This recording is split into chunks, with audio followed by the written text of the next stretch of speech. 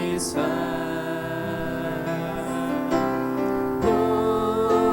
seu amor divinal satisfaz. Não trago nada mais ao Senhor.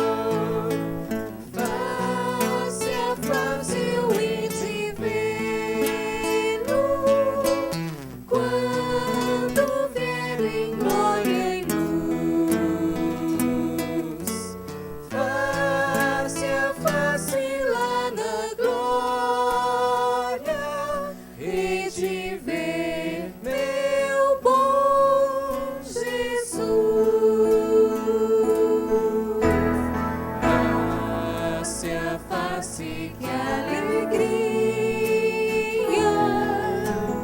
há de ser viver assim, vendo o rosto tão querido, se que morto foi por mim.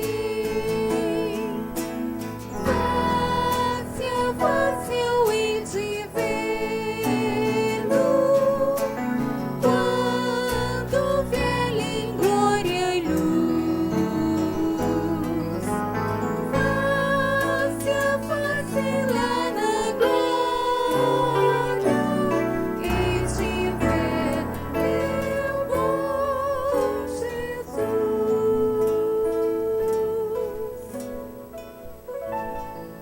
amém? Que alegria será estarmos face a face, onde não teremos mais dor, mais sofrimento, onde estaremos bem junto a Cristo, contemplaremos sua face, e estaremos mais perto do Senhor, para sempre.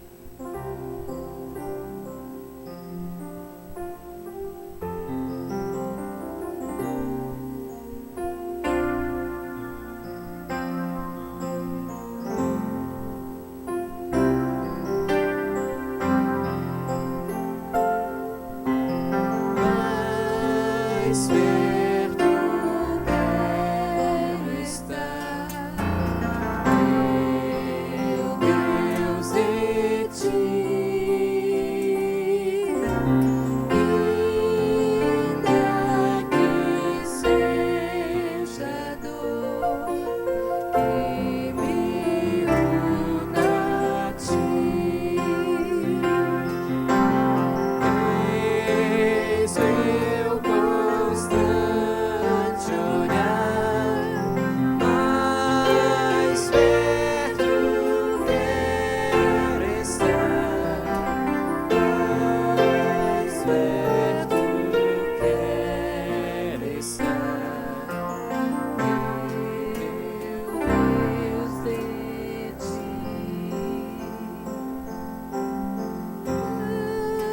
Andando triste aqui na solidão,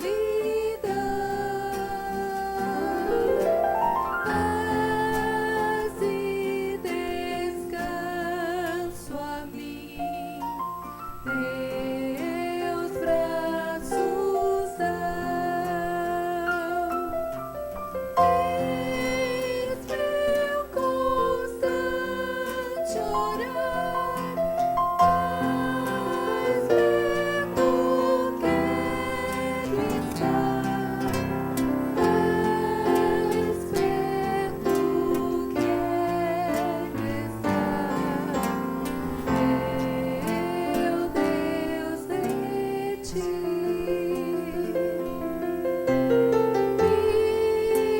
Minha alma cantará a ti, Senhor, cheia de gratidão por teu amor. Eis meu constante orar, mais perto quero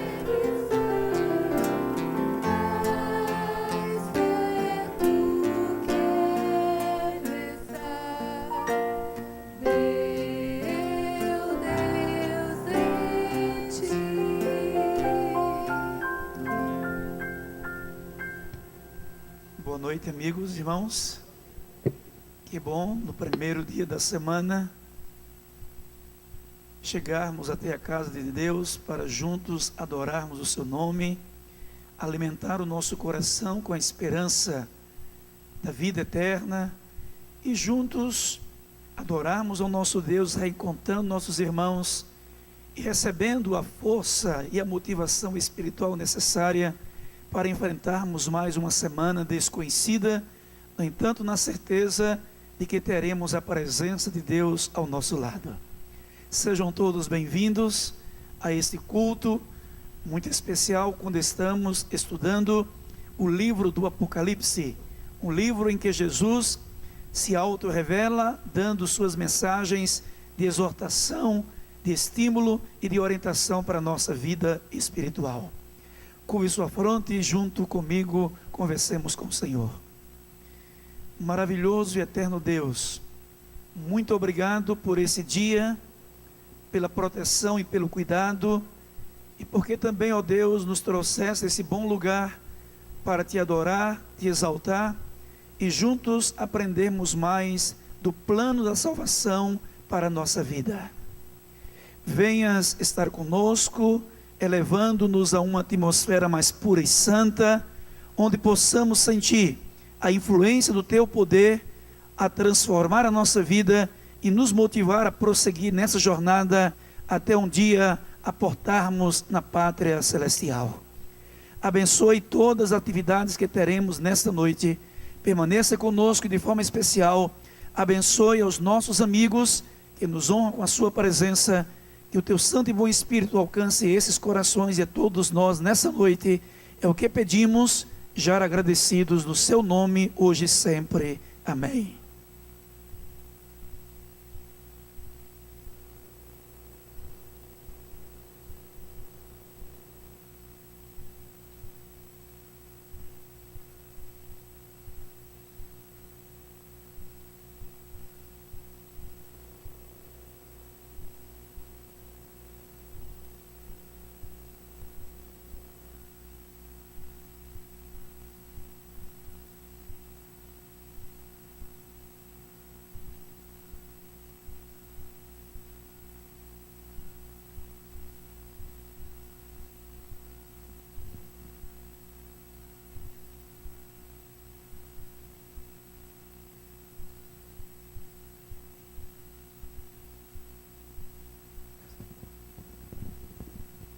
Boa noite, irmãos. Boa noite. Tem dia que as coisas parece que não andam muito bem. Nós temos um compromisso com essa igreja e essa semana realmente uma virose, uma gripe muito forte me pegou e realmente estou aqui porque nós não podemos furar com Deus, né? Nesse compromisso.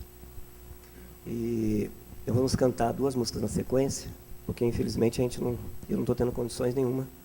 E está faltando um outro componente do conjunto também, o Rony também não está muito bem.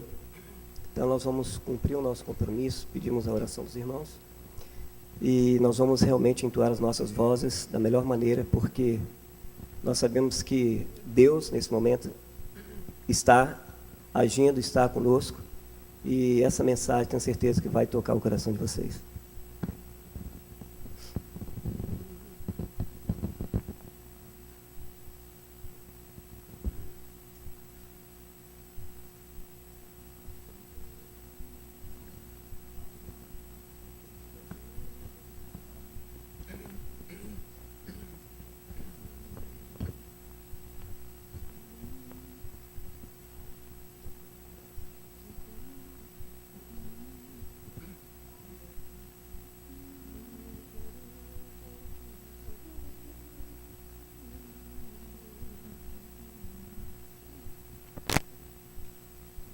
O clarim da vitória sou, Cristo vem e alegre eu estou.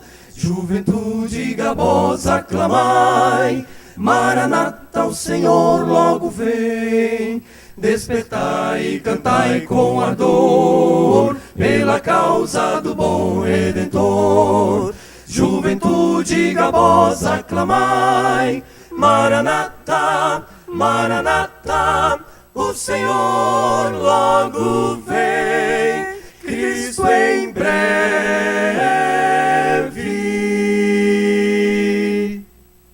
virá.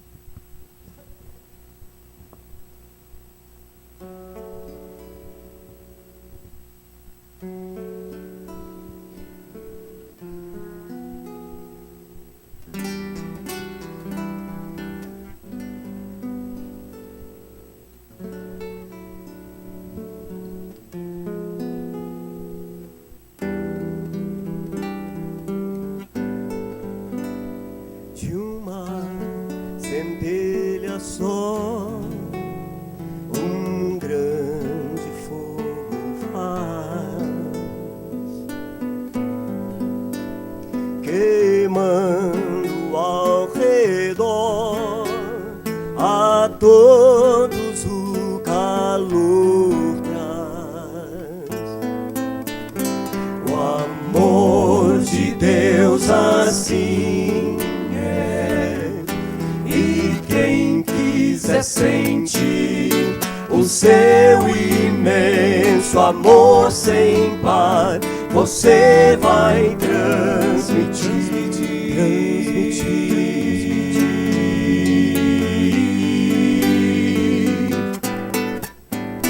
Quero que você conheça a real felicidade, igual a quem encontrei, que é a realidade.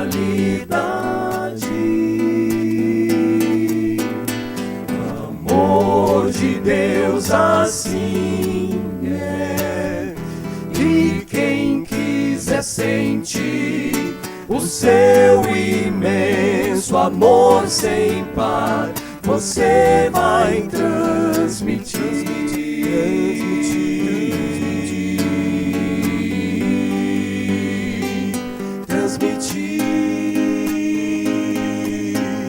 A primavera é a mais linda estação, as aves a cantar, a flor que surge de um botão. No alto da montanha,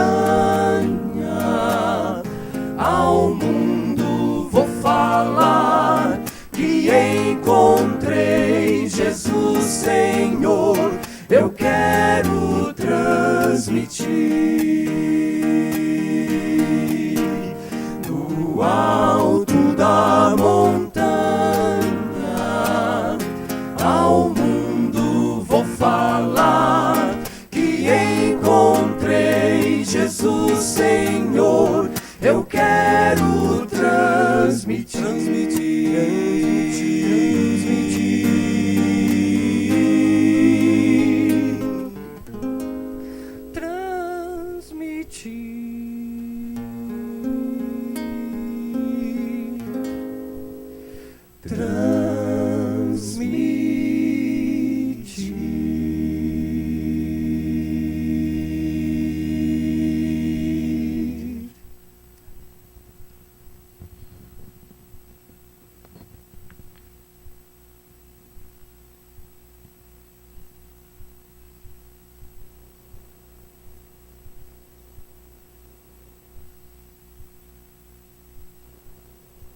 Muito obrigado, quinteto, pelas duas músicas lindas apresentadas nesta noite para a honra e glória de Deus e nosso deleite. Músicas que realmente nos eleva e eleva para próximos de Deus. Nesta noite nós queremos abrir de novo o espaço da oração intercessória, oferecendo, enquanto cantamos, a oportunidade a todos os amigos que nos visitam e aos nossos irmãos também, de se aproximar aqui da frente, onde de joelhos colocaremos os problemas, preocupações, anseios nossos diante do trono da graça. Enquanto cantamos, que tiverem alguma preocupação, um agradecimento, um motivo de louvor e adoração a Deus, possam se encaminhar aqui para frente.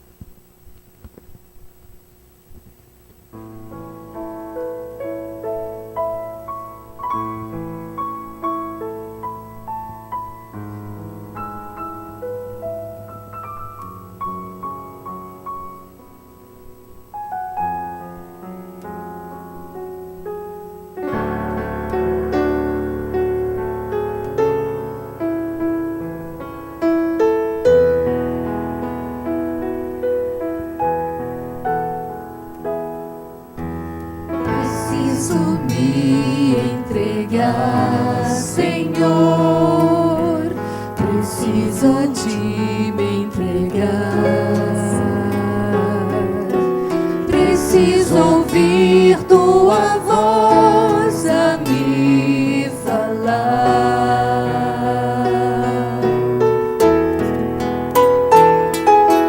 Não tenho nada a te oferecer, somente um coração impuro e pecador. Mas aqui estou, me aceita, Senhor. Os que puderem se ajoelhar, por favor.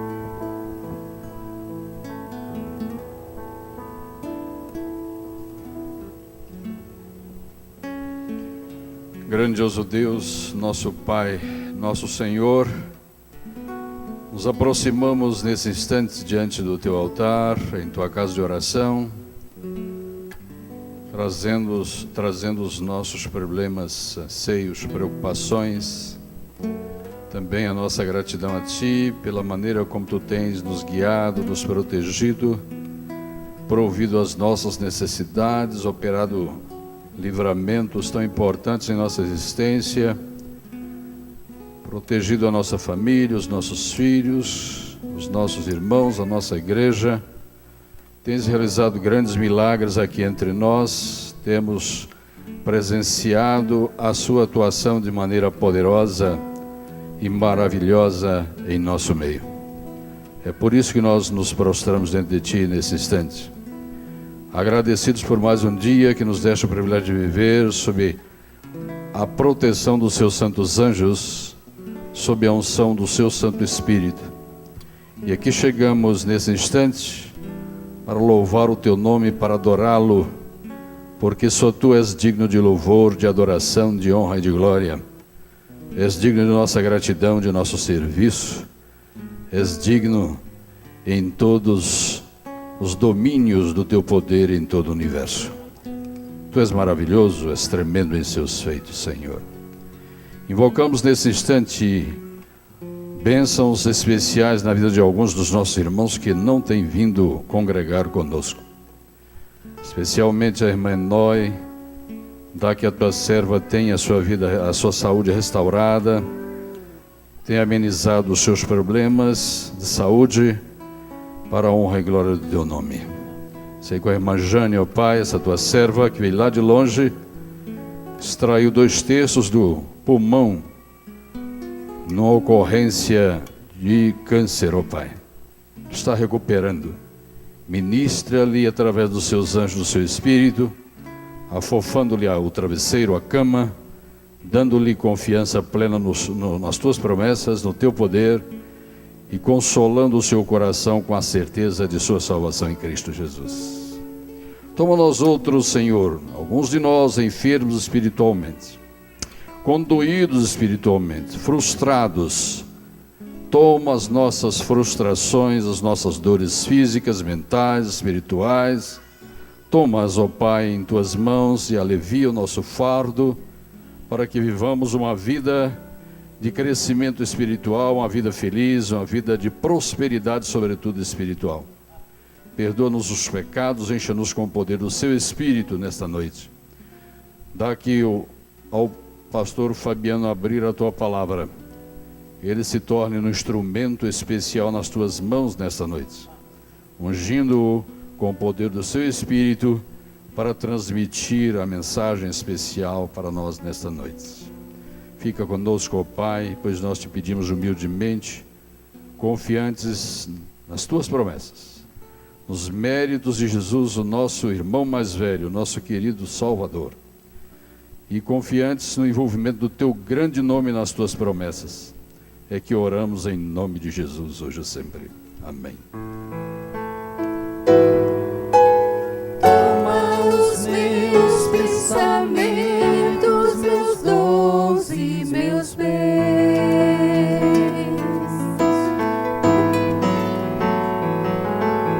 Toma o meu coração e tudo que ele tem.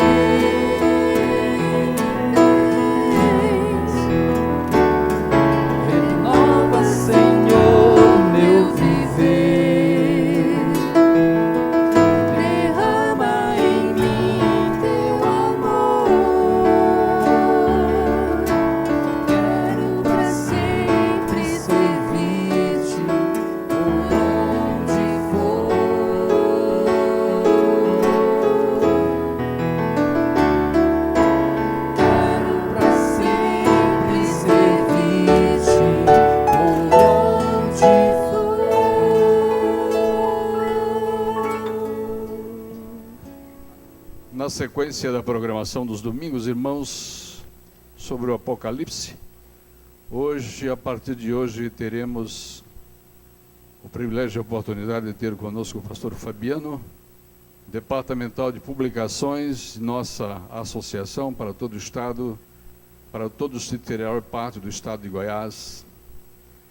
E de hoje até nos 3 últimos domingos de outubro, ele estará conosco a partir de hoje, falando sobre o Apocalipse. É um prazer muito grande recebê-lo aqui, pastor.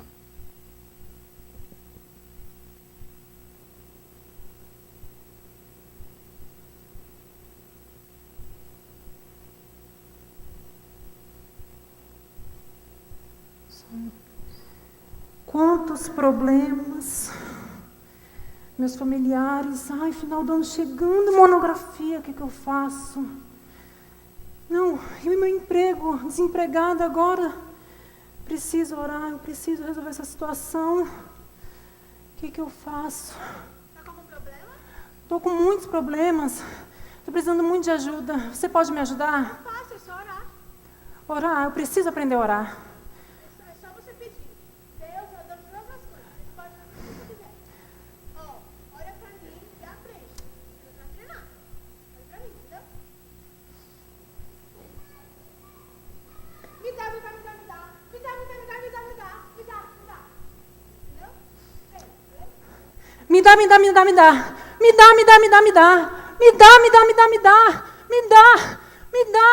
Me dá, Senhor, me dá. Oi, estou orando, pedindo a Deus. Ah, mas Deus é o dono de tudo, não é? Não é assim?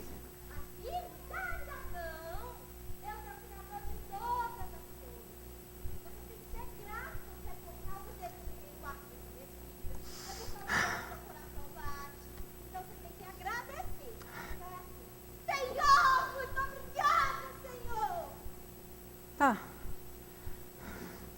Vamos lá. Me dá. Obrigado. Me dá.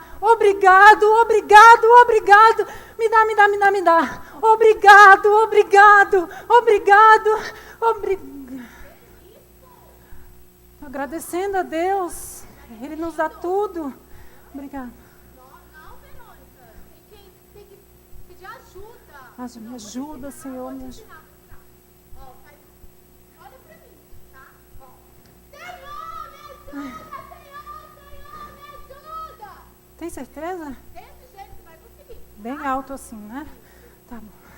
Me dá. Obrigado. Ajuda.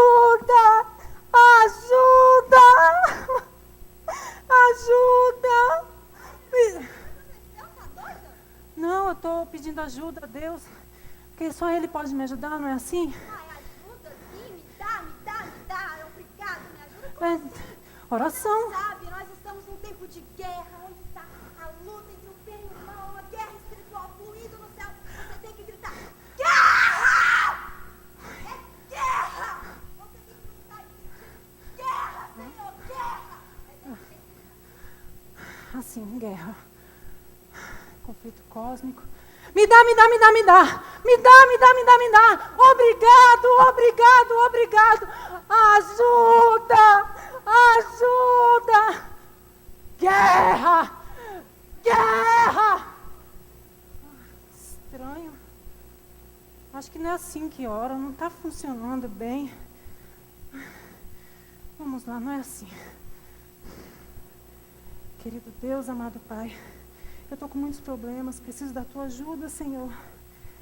Quero entregar em Tuas mãos todos os meus problemas, todo o meu fardo, todas as minhas preocupações. Obrigada por Tua presença em minha vida, por Tua graça. Em nome de Jesus. Amém.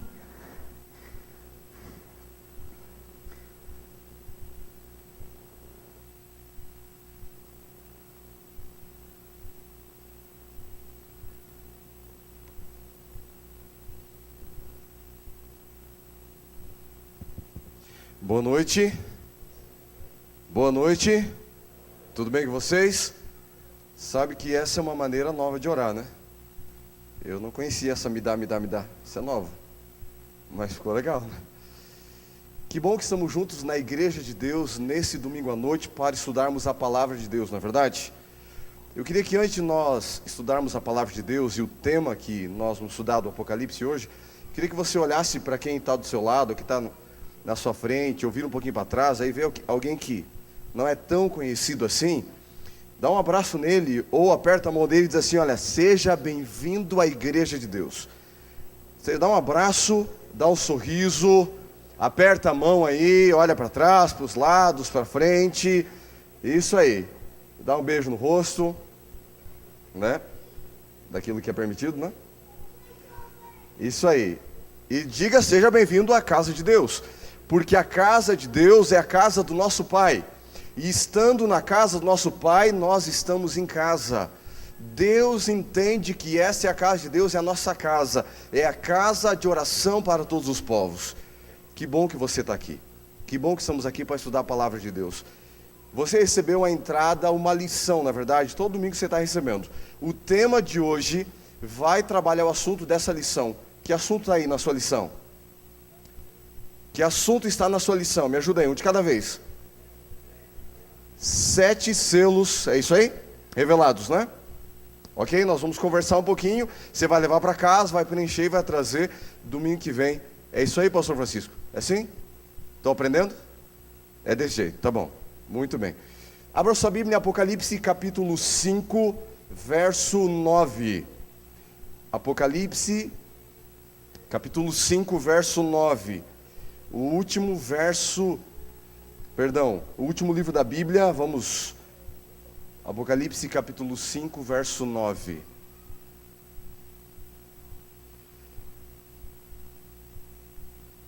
Vocês já estão estudando alguns domingos o Apocalipse, não há necessidade de introduzir nada a respeito do Apocalipse, então vamos direto ao tema, né?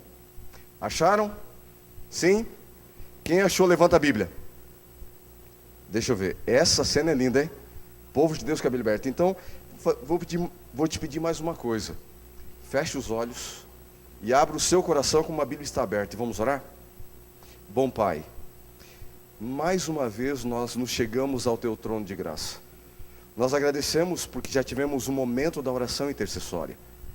Mas nesse momento nós queremos ressaltar e te convidar mais uma vez a estar conosco nesse culto. O Senhor tem falado através da música, através do momento de oração, através da encenação, o Senhor tem falado a nós. Mas nesse momento nós queremos que o Senhor assuma o controle desta mensagem. Que o Senhor fale à tua igreja. O Senhor conhece as pessoas que estão aqui nessa noite. Conhece quais são suas dúvidas, quais são suas lutas, o que elas têm que enfrentar quando retornarem às suas casas. E o que eu te peço é que o Senhor alimente o coração da tua igreja nessa noite. Que o Senhor trabalhe na vida de cada um de nós. Em nome e por amor de Jesus. Amém.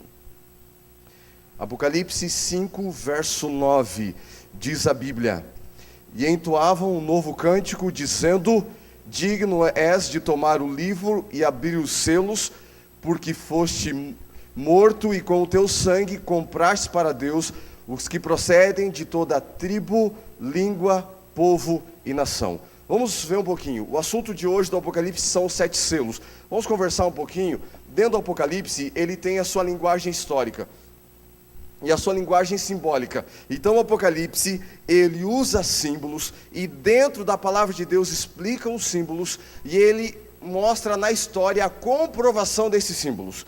E aí nós vamos estudando um pouquinho. Por isso seria a interpretação historicista do Apocalipse, né? Entendemos que Deus está no controle da história. O Apocalipse é um livro real, é um livro de esperança que mostra a mensagem de Deus. Nós vemos aqui Apocalipse 5, 1 a 3, é a cena de introdução que via ali, diz a Bíblia, né, na mão direita, à sua destra, que ele estava sentado, ele tinha um livro, e esse livro, né, falando ali, quem é digno de abrir o livro, de abrir os selos, e ninguém podia abrir os selos. E aí entramos no verso que nós lemos: o único digno de abrir este livro selado com 7 selos é o Cordeiro de Deus. E quem é o Cordeiro? Quem é o Cordeiro? É o Senhor Jesus Cristo. Ele pode abrir os 7 selos. Os 7 selos demonstram a trajetória de eventos históricos ligados à igreja. Quando você estudou sobre as 7 igrejas, você viu 7 períodos da igreja cristã neste mundo. nos 7 selos é a mistura de eventos do mundo com eventos da igreja. É uma mistura, vai mostrando alguns fatos. E quando você estudar 7 trombetas, você vai ver que são eventos que acontecem no mundo que afetam também a profecia de Deus. E nesse caso, só o Cordeiro. Houve uma cena de tristeza, de angústia, porque ninguém podia abrir esse livro. Então pensa comigo, se houve no céu uma cena de tristeza e angústia, porque ninguém podia abrir os 7 selos, é porque a mensagem dos 7 selos, elas são distintivas, ela é importante para o povo de Deus. Ali tem uma revelação grandiosa de Deus, como eventos da igreja e eventos do mundo estão se afetando mutuamente. A primeira cena que nós encontramos cavaleiros, né? 4 cavaleiros. Aí tem o cavaleiro branco, tem o cavaleiro vermelho, o cavaleiro preto e tem também o cavalo amarelo que nós vamos olhar. E aí a cena de que Jesus, o Cordeiro de Deus, e Apocalipse 5 chama de o leão da tribo de Judá, Todo-Poderoso, ele pode abrir os selos. Então vamos aos selos. O primeiro selo nós encontramos um cavalo branco, Apocalipse 6, 1 a 2. A Bíblia revela, você tem na sua lição, você pode ler em casa com mais calma. Alguns textos serão projetados aqui. Eu queria destacar uma partezinha do verso 2. A Bíblia chama esse cavaleiro, e ela diz que ele vai vencendo para vencer. Branco, símbolo de pureza. Provavelmente esse cavaleiro corresponde ao ano 31, ao ano 100 da era da igreja cristã. Uma era de pureza, uma era de vitória, uma era onde a igreja de Deus avançou de maneira gloriosa. Note que o texto bíblico diz que esse cavaleiro tinha uma coroa e um arco, símbolo de luta e símbolo de vitória. A coroa usada ali não é meramente uma coroa de reis, mas é a palavra grega Stéphanos, que significa coroa de vitória. Era uma coroa dada àqueles que venciam algo, aquele que vencia uma corrida, aquele que vencia um torneio, ele ganhava uma Stéphanos, uma coroa de vitória. Então esse cavaleiro tem uma coroa de vitória, e a vitória nós entendemos. Colossenses 1 verso 23 diz, Paulo falando aos Tessalonicenses, praticamente uns 30 anos depois da morte de Cristo, um pouquinho menos, ele diz assim: e foi pregado o evangelho a toda criatura debaixo do céu. O grupo de cristãos que quando Jesus morreu e ascendeu aos céus, somava aproximadamente 120 cristãos, em menos de 30 anos passou para 1 milhão de cristãos. Estudos históricos dizem que no final do primeiro século calculava-se cerca de 6 milhões de cristãos. Uma igreja que avançava vitoriosamente, uma igreja com a doutrina bíblica, uma igreja que tinha a presença ainda dos apóstolos, uma igreja que seguia o que Deus pedia, uma igreja cristã que avançava, branca, pura pela palavra de Deus e vitoriosa como a coroa de vitória. Esse é o primeiro selo, o selo da vitória. O primeiro cavaleiro do ano 31 ao ano 100, o primeiro período da igreja cristã, um período de pureza doutrinária e de vitória cristã, avançando, vencendo para vencer, conquistando, é o primeiro selo. O segundo selo, nós encontramos um cavalo vermelho, e vermelho nos lembra sangue, vermelho nos lembra essas lutas, e aqui a Bíblia fala sobre morte e sangue, e fala de tantas outras coisas, e diz assim: e foi-lhe dado que matasse uns aos outros, diz o texto bíblico, e saiu outro cavalo, um cavalo vermelho, que estava montado nele, e foi dado a tirar a paz da terra, de modo que os homens matassem uns aos outros. E aí nós entramos num período sanguinário da história da igreja cristã, onde os cristãos eram perseguidos, eram torturados, eram jogados no colisão romano para serem estraçalhados. Aonde morriam cristãos, surgiam 10 cristãos, a igreja avançava, crescia, mas imagine a proporção de 120 cristãos para 6 milhões de cristãos no final do primeiro século. Eles foram notados, eles foram perseguidos. E aí então começa o segundo selo com essa perseguição. Eu queria destacar esse camarada aqui, esse cidadão chamado Diocleciano. Ele foi um dos mais cruéis imperadores romanos.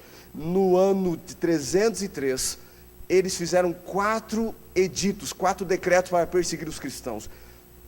Um dia os cristãos estavam reunidos numa igreja em Nicomédia, e então chegaram os soldados romanos, fecharam a igreja cristã, colocaram fogo na igreja cristã e queimaram todos os cristãos que estavam ali dentro na igreja de Nicomédia. Isso aconteceu no ano 303, marcando o início de uma série de perseguição que durou por 10 anos. Calcula-se que mais de 50.000 cristãos foram mortos nesse período por Diocleciano, o imperador cruel, sanguinário, que matava os cristãos. Eles foram perseguidos, e então homens matando homens, cumprindo a profecia do segundo cavaleiro. Um cavaleiro em uma época do ano 100 ao ano 313. E agora os cristãos eram jogados no Coliseu, na arena, eram torturados, eram mortos. Esse é o segundo selo. E agora nós encontramos o terceiro selo, um cavalo preto, um momento escuro da história da igreja cristã. E eu queria me deter um pouquinho mais nesse aqui, porque aqui ele é um selo-chave para entendermos como o cristianismo se tornou no que é hoje. Quando você fala de cristianismo, nós encontramos aí mais de 40.000 igrejas cristãs diferentes no mundo. Nós encontramos um mundo confuso. Quando se fala em cristianismo, é uma palavra que parece que perdeu tanto seu significado que é difícil definir o que é ser cristão para alguns. E aí temos relativismo, pós-modernismo, mas o terceiro selo é chave para demonstrar por que a igreja cristã se tornou no que ela é hoje. Então vamos a alguns detalhes dessa época. Ali fala de duas coisas que não deveriam ser danificadas, diz o terceiro selo, Apocalipse 6, verso 6, nem o azeite, símbolo do Espírito Santo, e nem o vinho, símbolo do sangue de Cristo. Ou seja, todas as perversões do cristianismo que aconteceram nessa época não anulariam a mensagem central, não tirariam o poder do Espírito Santo na vida do povo de Deus, e não anulariam a missão de Cristo em salvar o seu povo.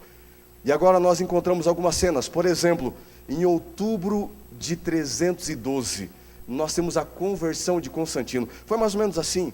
Constantino estava para batalhar, e a batalha era muito difícil. Então diz a tradição de que ele teve um sonho, e alguém disse: vá, porque a minha paz será contigo e vou te dar vitória. E então ele ganhou a primeira batalha, mas faltava uma batalha também. E depois do dia 28 de outubro de 312, Constantino tinha que passar uma ponte para vencer a batalha.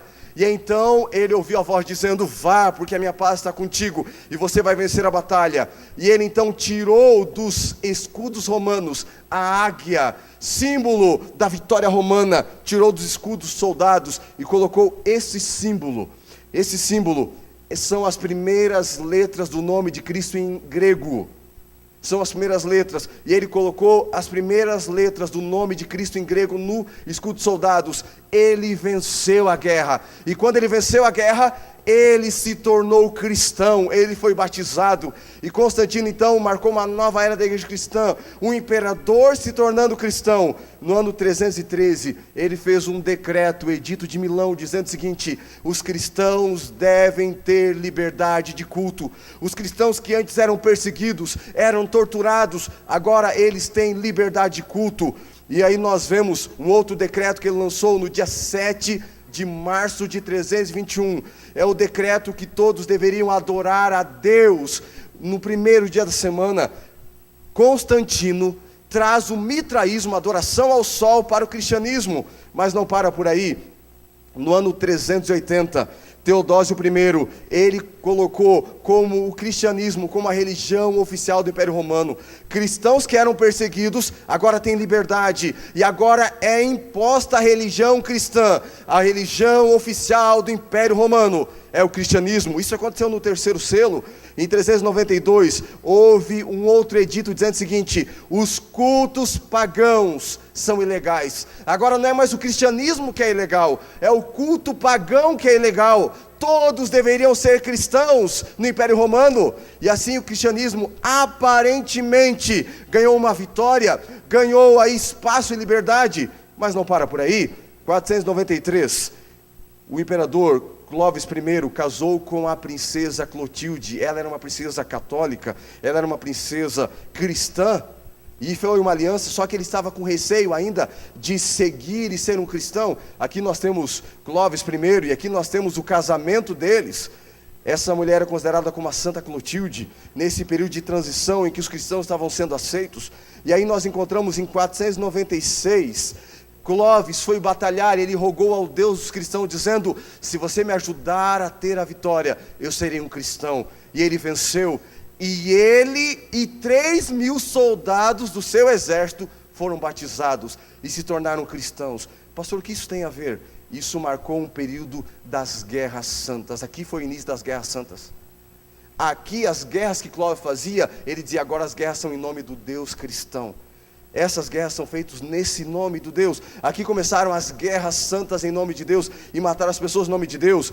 527, Justiniano, com o Império Romano caído na sua queda, fragmentado, ele vai ao poder e diz: eu quero fazer duas coisas no meu reinado. Primeiro, eu quero restaurar o Império Romano. Segundo, eu quero restabelecer a igreja cristã para todo o império. E no ano 503, ele declara que o bispo de Roma seria o cabeça de todas as igrejas sagradas. E no ano de 538, que essa é a data que termina o selo, na cidade de Roma eles conseguiram vencer os arianos, que eram os hereges. E então o bispo de Roma tem domínio completo, religioso e domínio civil e político também. 538 termina o selo. Nessa época, o cristianismo tornou-se o que ele é hoje, fragmentado. Agora eu queria que você pensasse numa coisa aqui. Os cristãos eram perseguidos pelos romanos. Os romanos se converteram. Sabe o que eles fizeram? Começaram a perseguir os pagãos. A mesma perseguição que era feita com os cristãos, as mesmas torturas, os cristãos começam a fazer com os pagãos. O que estava acontecendo? Um período negro da história do cristianismo. Por isso o cavalo preto. Agora nós encontramos outro cavalo, o cavalo amarelo. E é interessante que a palavra amarelo, no grego usada no Apocalipse, é a palavra chloros, que significa pálido, palidez de morte. A palidez de uma pessoa que morre. É um período onde as doutrinas da igreja, as doutrinas cristãs começam a ser pisoteadas. Parece que o cristianismo está morrendo. Muitas coisas começam a ser mudadas. Quer ver algum exemplo? 998 foi estabelecido o Dia dos Mortos. Uma devoção a esse dia. 1184 foi estabelecido a Inquisição, ou seja, pessoas que não concordavam com a Sagrada Igreja eram julgadas, condenadas, perseguidas e muitas vezes torturadas e mortas. 1190 começou a venda das indulgências. Você quer perdão? Então você paga o perdão e você recebe o perdão. Uma palidez mortal na história da igreja. A pessoa ia lá e dizia: olha, eu pequei lá contra alguém, pagava o pecado. E alguém podia dizer o seguinte: mas sacerdote, eu pequei com a minha vizinha, e ele dizia tanto, ele pagava. Mas o negócio é o seguinte: minha vizinha, ela é tão bonita que eu acho que eu vou pecar de novo com ela. Então já paga adiantado aqui o perdão do seu pecado que você vai cometer semana que vem. E alguém dizia: mas sacerdote, eu acho que a minha vizinha é tão bonita que eu acho que eu não vou conseguir parar de pecar com ela. Então ele pagava uma taxa chamada indulgência plenária. E ele tinha perdão por resto da vida dele. E alguns pensam: pastor, que bênção nada. Esse era o período de palidez da história da igreja cristã. Esse era o período. 1216 foi estabelecida a confissão auricular. O que é isso? Aquela confissão de você chegar na frente de outra pessoa e dizer: olha, fulano, eu pequei assim, eu pequei assado. Ele diz: olha, você faz isso, isso, aquilo, resolve o teu problema. 1216 foi estabelecido esse sistema de confissão de homem para homem. Eu pergunto: é ou não é pisotear as doutrinas da palavra de Deus?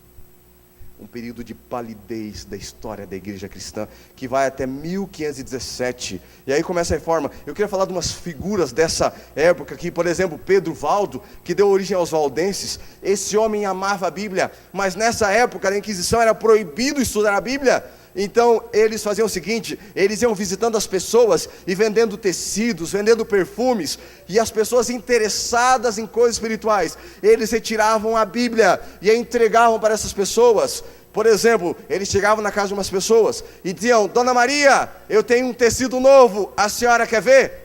E naquele tempo as mulheres gostavam muito de roupa nova, gostavam muito de comprar coisas novas. Naquele tempo, hein? Hoje é diferente. Hoje é diferente, é totalmente diferente. Mas naquela época alguém dizia assim: Dona Maria, eu tenho um perfume novo. A mulher dizia, e como não tinha Avon, não tinha Natura, não tinha nada, as mulheres diziam: eu quero ver.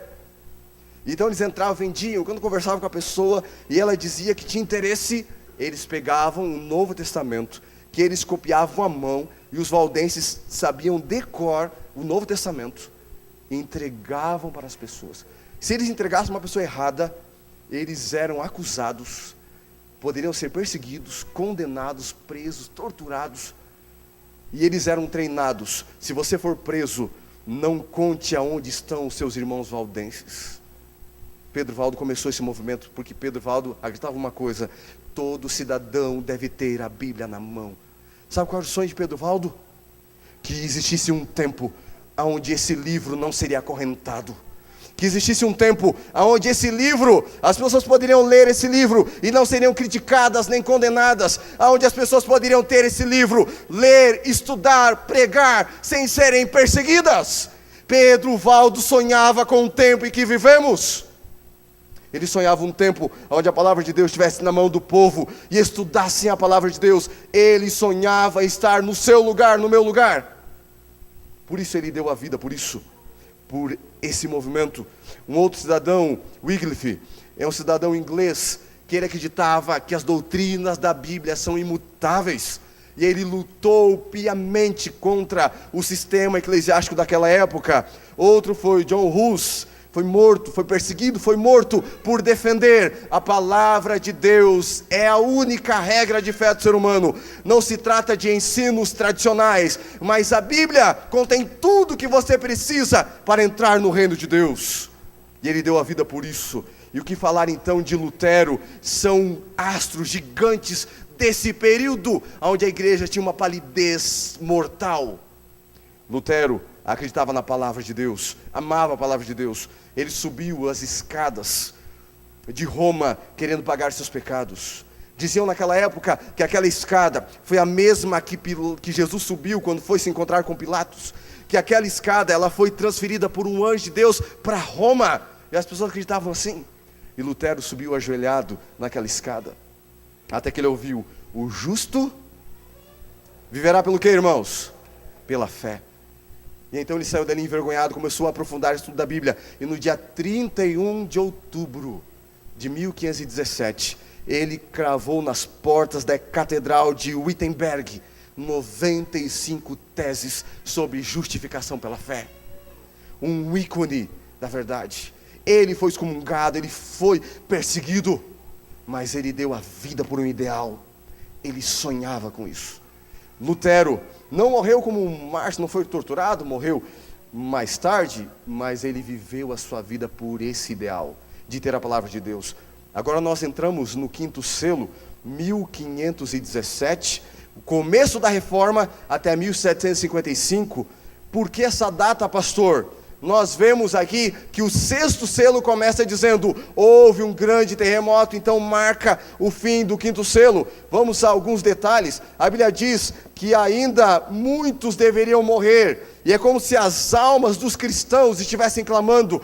Lógico que é uma linguagem simbólica do Apocalipse. Em meio a tantos símbolos, o Apocalipse não colocaria algo literal. Alguns pensam, então as almas estão no céu clamando. É lógico que não. Se nós falamos de cavaleiros simbólicos, o Apocalipse ele não vai tirar a cena simbólica para colocar uma cena literal. Isso é contra a regra de interpretação do Apocalipse. E agora o Apocalipse fala de um símbolo de pessoas que estão clamando porque foram martirizadas, a exemplo de Caim e Abel, aonde Deus disse para Caim que o sangue de Abel clama por justiça. Essas testemunhas que morreram e deram a sua vida, clamavam por justiça. E Deus diz neste selo: aguarde mais um pouco a completar o número daqueles que vão dar a sua vida pelo Evangelho. Foi um período de intensa perseguição. Nesse período nós encontramos um concílio da igreja cristã, o concílio de Trento, 1545 a 1563. Nesse concílio, a tradição foi colocada em cima da Bíblia. E perguntavam: e se alguém ia apresentar a Bíblia? Lembremos que a tradição foi deixada pelos pais da igreja para ser superior à Bíblia. Nesse concílio, a igreja cristã definiu que esse livro não seria a regra de fé do cristão. E se você está estudando a Bíblia hoje, se você está estudando a palavra de Deus, entenda que Deus tem o controle da história em suas mãos. Deus está revelando para você que em todas essas eras turbulentas, em toda essa dificuldade, Deus preservou a Bíblia para você ter em suas mãos, para você estudar e entender. A única regra de fé do cristão não é o que dizem por aí, mas é o que Deus diz na sua palavra. Deus tem uma verdade absoluta que está na palavra dele. Não tenha medo de estudar o Apocalipse. Não tenha medo de tomar uma decisão. Quando a Bíblia pede, entrega a tua vida a Jesus, porque a Bíblia é a única regra de fé. Pensa comigo, pessoas dariam a vida por um livro falso? Pessoas dariam a vida por um livro que não transforma? Eles deram a vida para que você tivesse a Bíblia em suas mãos e pudesse confortavelmente, num domingo à noite, vir à igreja, estudar a Bíblia, porque outros deram a vida para que esse livro chegasse nas suas mãos. E eles sonhavam com um dia onde as pessoas se reuniriam em liberdade para estudar a palavra de Deus. Algumas coisas foram reforçadas nesse concílio. A Inquisição, os jesuítas foi um grupo formado nesse concílio para combater a reforma. E qual seria a maneira de combater a reforma que os jesuítas fariam? Seria uma maneira doutrinária? Seria um discurso? Seria aulas? Então foi criado um sistema chamado as cruzadas, onde eles iam e entravam nos vilarejos, falavam, se as pessoas não aceitavam, eles matavam pessoas que não aceitavam, matavam as pessoas, matavam mães, crianças, matavam as pessoas, porque a missão dos jesuítas era acabar com os hereges. Essa é a missão, um grupo formado para invadir vilarejos, para destruir pessoas que ousassem estudar a Bíblia. Esse é o quinto selo, esse é o período que nós estamos estudando. No quinto selo também nós encontramos Calvino ressaltando a verdade da palavra de Deus na reforma. E um fato curioso, no ano de 1557, Calvino mandou missionários para o Brasil, na Baía de Guanabara. Vieram aqui para formar uma missão de estudar a palavra de Deus. A perseguição era intensa na Europa, então eles vieram e se espalharam por várias partes do mundo, inclusive vieram aqui para o Brasil nesse período. Aqui nós encontramos alguns dos instrumentos de tortura usados naquela época. Esses instrumentos ficavam embaixo das igrejas cristãs, da igreja cristã matriz daquela época. Então veja, havia como se uma escada em espiral e descia, e lá a pessoa era torturada. Várias torturas, por exemplo, colocavam um pano molhado na boca da pessoa e puxavam: você nega aquilo que você está pregando? Não vou negar. E botavam um pouco mais e puxavam, até o ponto de colocar muito pano e puxar rapidamente, estourando os órgãos internos. Outros, eles cortavam as pálpebras das pessoas, colocavam-las deitadas à noite, para amanhecer o dia, ficava o dia todo, e o sol queimava os olhos dessas pessoas. Aqui nós encontramos alguns. Sabe que esse ano agora foi inaugurado em Belo Horizonte o Museu da Inquisição. Esse Museu da Inquisição tem alguns desses instrumentos para mostrar. Foi inaugurado agora, se não me engano, em agosto, em Belo Horizonte, o Museu da Inquisição. Tem em Lima, tem no Peru, tem em Madrid, na Espanha, e em outros lugares aí. Encontramos mais outras cenas, pessoas que eram amarradas numa roda, outros tinham duas rodas, era uma roda dentada, cheia de dentes de ferro, outro era um caixão de ferro, a pessoa ficava em pé, e dizia: nega, não nega, e a pessoa dizia: não, vou manter, e então fechavam a porta cheia de estacas, e as pessoas morriam, dando a vida por um ideal, pela palavra pura e sagrada de Deus. Essa palavra que está na sua mão aí, essa palavra, pessoas derramaram sangue, por não desistir da verdade de Deus. Elas deram a sua vida. O que falar então desse massacre de São Bartolomeu? Catarina de Médici era mãe de Carlos IX na França. Ele tinha 22 anos quando ele estava liderando a França. E então o Papa Gregório XIII olhou e disse para Catarina de Médici: pede para o teu filho dar um jeito nesses huguenotes aí da França. Huguenotes eram cristãos protestantes que estudavam a Bíblia e acreditavam que a Bíblia era a regra de fé. Eles tinham tido uma trégua pelo casamento de Carlos IX, então eles estavam com um tempo aparentemente de paz. E então estavam cristãos, huguenotes em suas casas, dormindo no dia 23 de agosto de 1572, e de repente ouve-se o barulho de cavalos, eles invadem as casas, pegam os cristãos huguenotes, levam à praça da cidade pública e começam a matar cristãos. A história diz que de 23 de agosto a 24 de agosto, cerca de 3.000 cristãos morreram numa noite. Nesse massacre de São Bartolomeu, cerca de 100.000 pessoas foram mortas, porque seguiam a Bíblia, porque acreditavam que a Bíblia era a única regra de fé. Quando chegou essa notícia, lá na sede da igreja central, daquela época, o líder religioso mandou fazer uma flor, toda em ouro, para homenagear Carlos IX, dizendo, ele teve coragem de fazer o que outros não tiveram. Com 22 anos, ele teve coragem de matar 100.000 cristãos que estudavam a palavra de Deus. Esse é o massacre, esse é o período do quinto selo.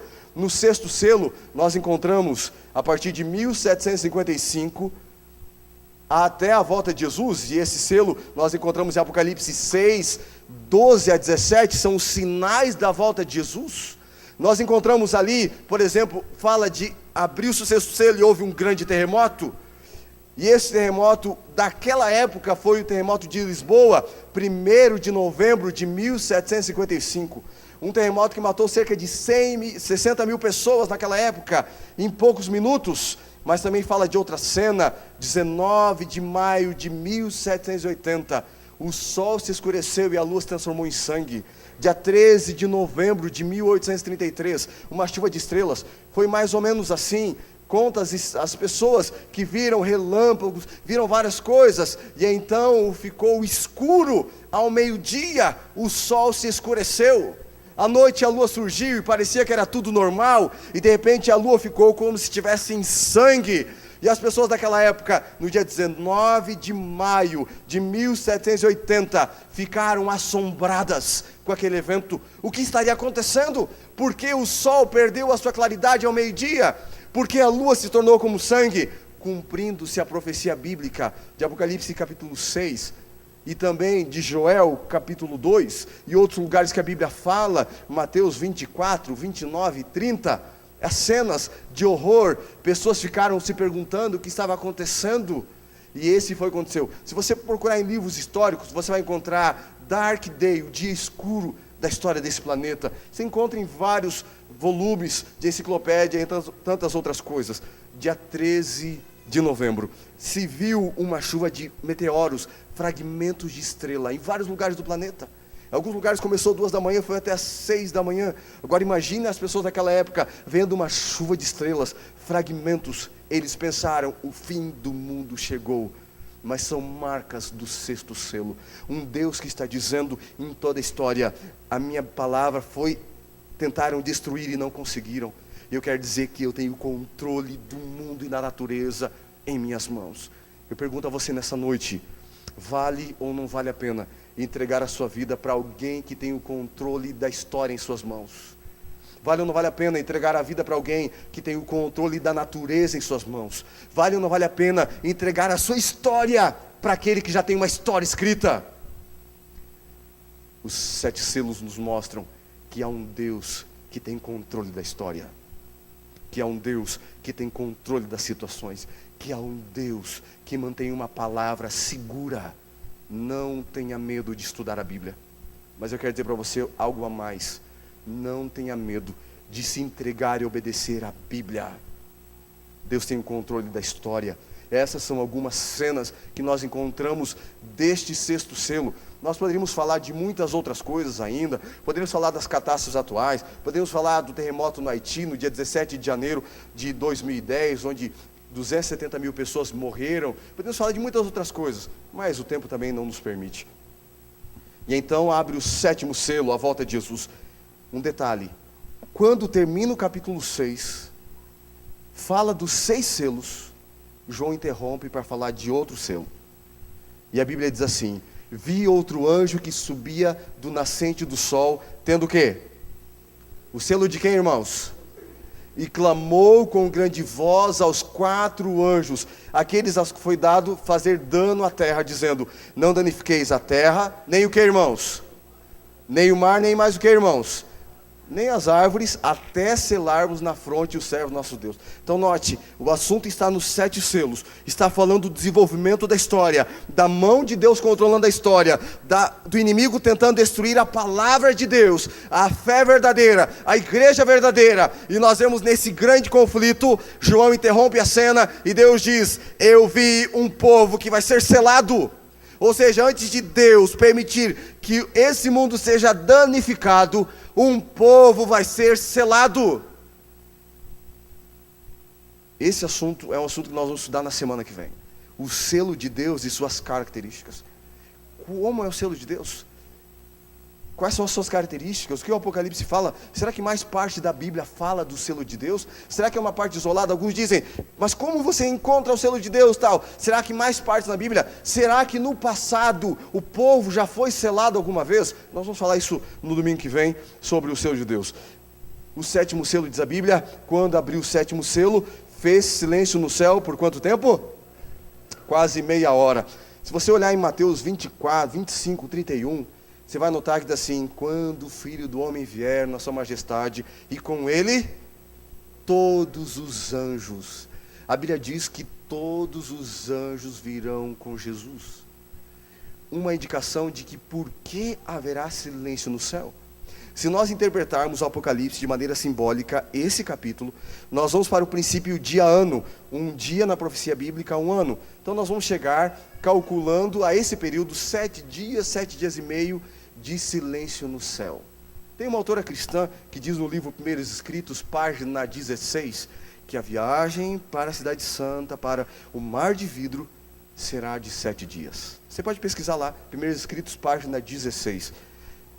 7 dias de silêncio no céu. Por quê?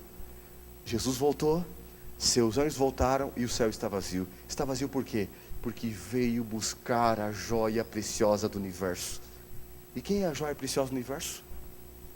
Nós somos. Você já pensou esse Deus que tem o controle da história? 7 dias, o céu em silêncio, por quê?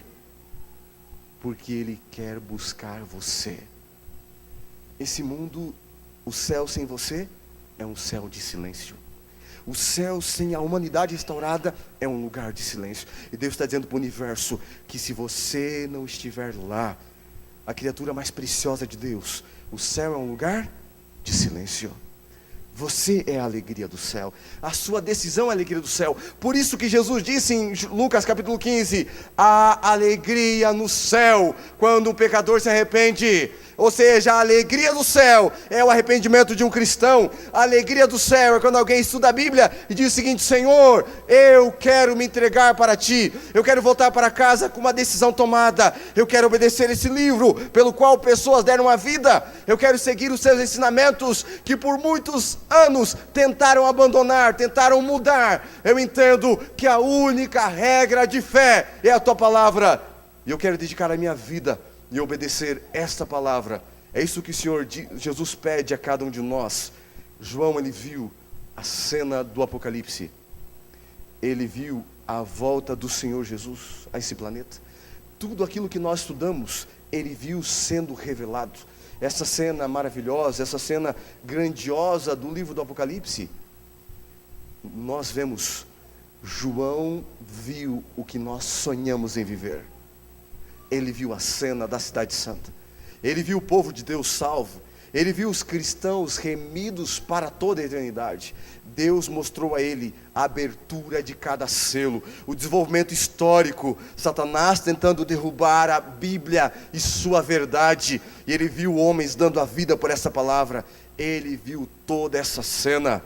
Ele viu a cena maravilhosa de Jesus Cristo se aproximando desse planeta mais e mais. Ele viu o 7º selo, pessoas abrindo os braços, olhando para o céu. Ele viu um grupo de cristãos que vai olhar para o céu e vai dizer o seguinte: valeu a pena estudar a palavra de Deus, valeu a pena vir à igreja naquele domingo à noite, valeu a pena tomar uma decisão ao lado de Cristo. Um grupo que vai olhar e vai dizer, quem sabe um jovem que vai olhar e vai dizer: valeu a pena ser criticado no meu trabalho, porque Ele está voltando.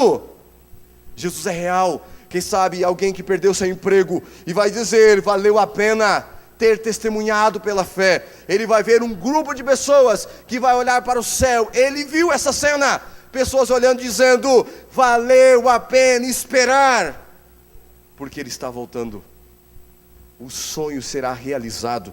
Ele viu essa cena, pessoas se entregando, pessoas conhecendo ao Senhor Jesus. Ele viu essa cena. Ele viu um grupo de pessoas entrando pela cidade santa, uma cidade que tem 12 portas.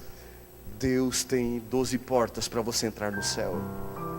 Ele deixou a palavra, uma verdade única e imutável. Ele abriu 7 selos para você não ser enganado em qual período nós vivemos na história. Homens deram a vida por esse livro. Pessoas levantaram a verdade de Deus, disseram: ela é mais valiosa do que a minha vida. E nessa noite, esta verdade chega a você, e ela faz um convite, porque essa verdade, ela muda a história das pessoas.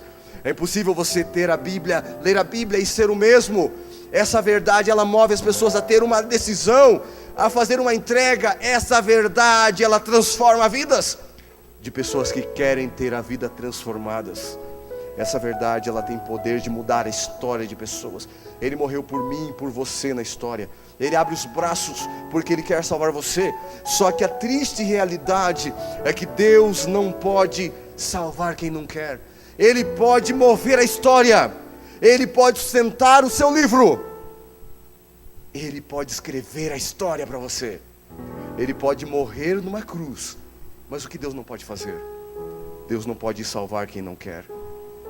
Se você vem à igreja, ouve a palavra de Deus e volta para casa e não toma decisão, Deus fez tudo, mas Ele não pode salvar.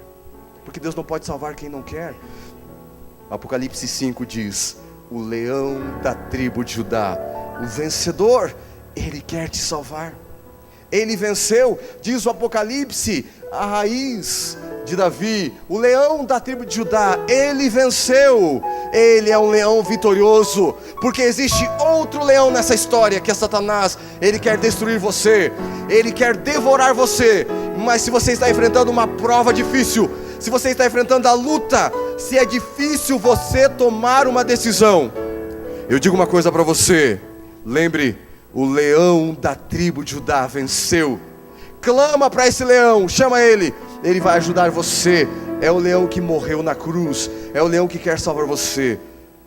O Apocalipse diz a cena mais linda: Jesus está à porta do seu coração. E eu pergunto para você, de que lado ele está? Dentro ou fora?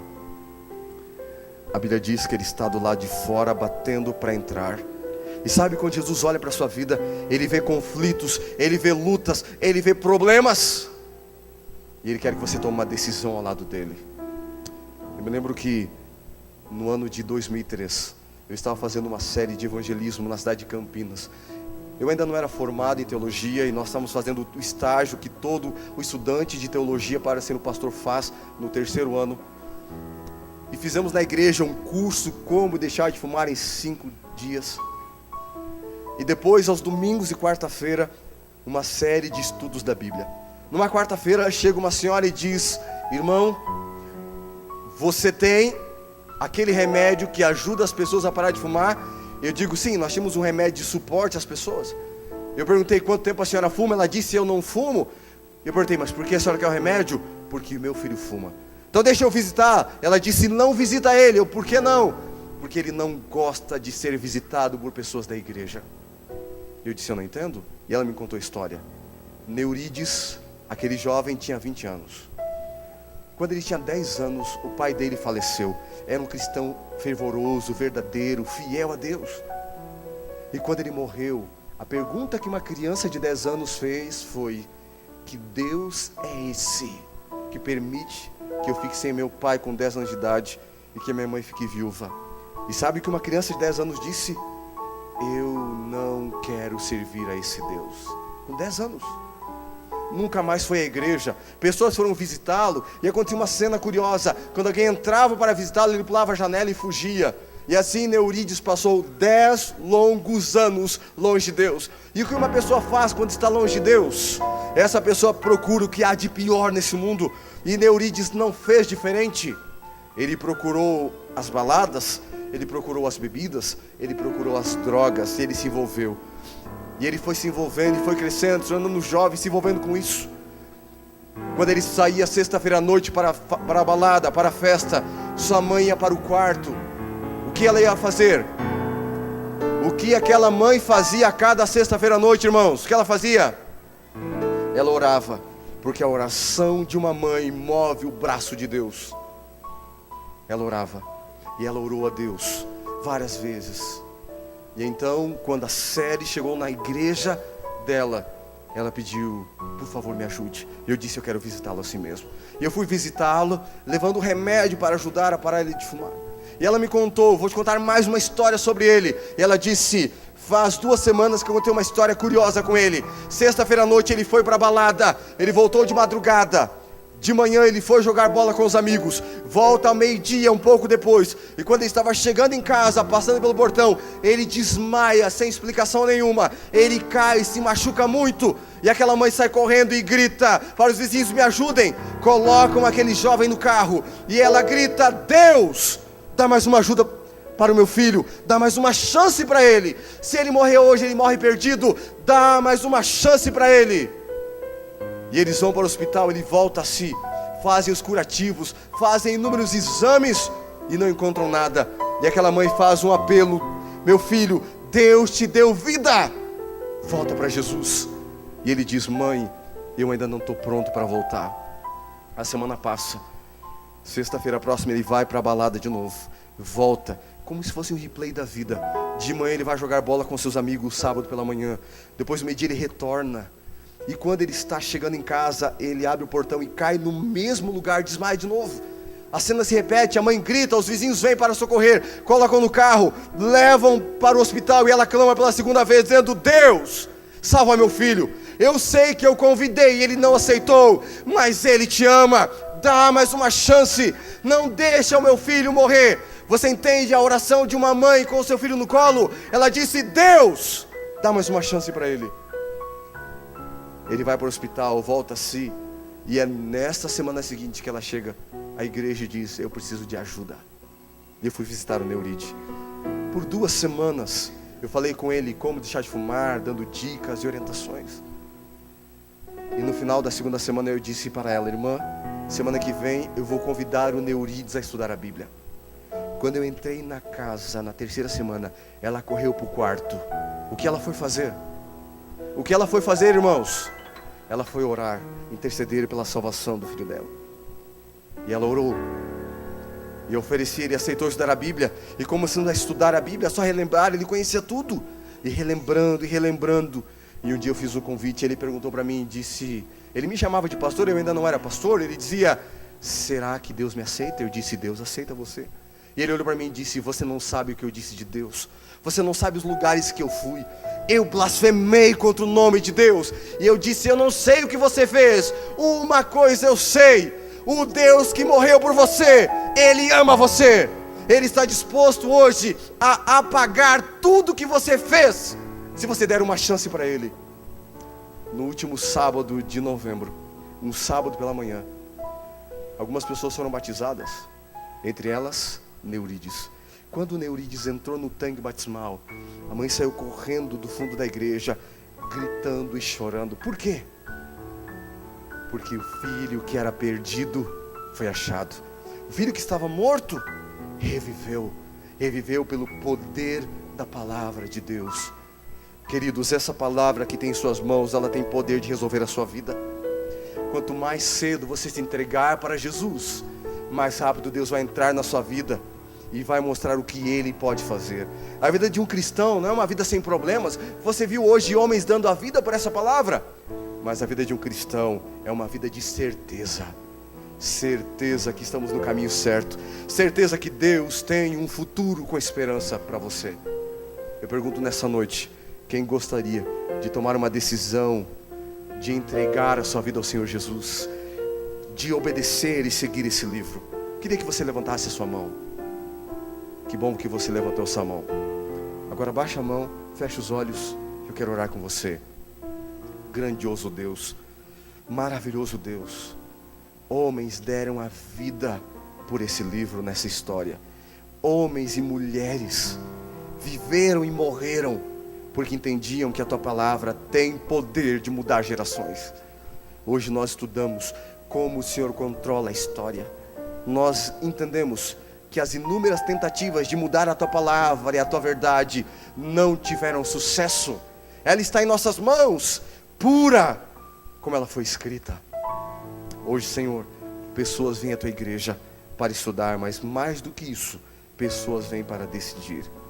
Nesse momento, o Senhor está lendo o coração de cada um dos teus filhos e filhas aqui nesta igreja. O Senhor sabe quem está tomando uma decisão de sair e voltar para casa e dizendo: eu vou estudar mais a tua palavra, eu quero me entregar, eu quero me preparar para a volta de Jesus. Dá a tua bênção a essa pessoa, dá a tua força a essa pessoa. Renova, Senhor, em nós a decisão de amarmos a tua palavra, de estudarmos a tua palavra, de obedecermos a tua palavra. Santo Deus, ao retornarmos para casa, queremos retornar com uma certeza: a nossa decisão foi tomada e colocamos em tuas mãos, para que a tua bênção entre na nossa vida e na nossa casa. Nos guarde, em nome do Senhor Jesus. Amém.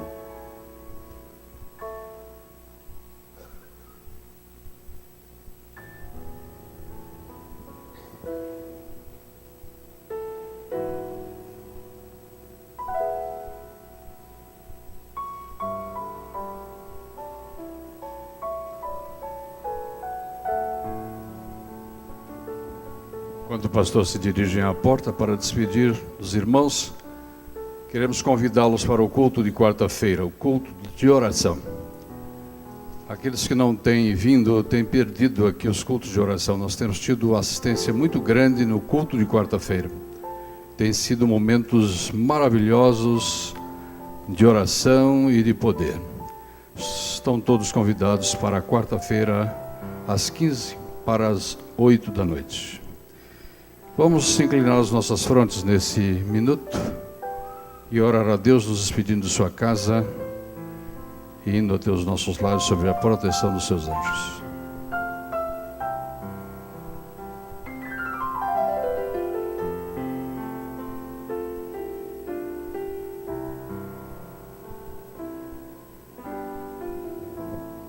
Amém.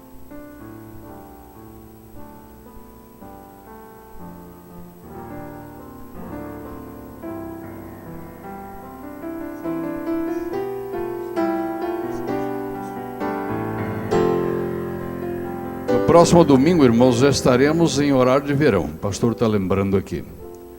Mas vamos então, porque é uma hora mais cedo, né? Manter o início do culto às 8 horas da noite, tá? A partir do próximo domingo, certo? Uma boa noite a todos.